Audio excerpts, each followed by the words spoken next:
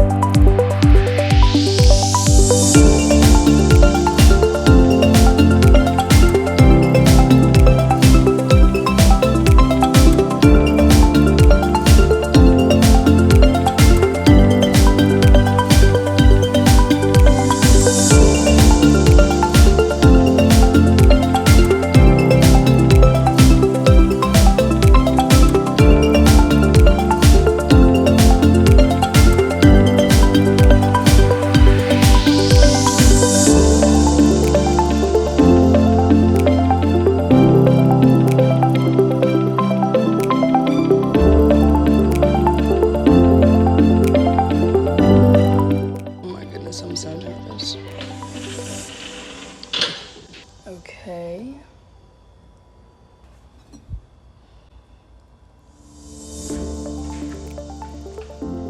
It might just be texture.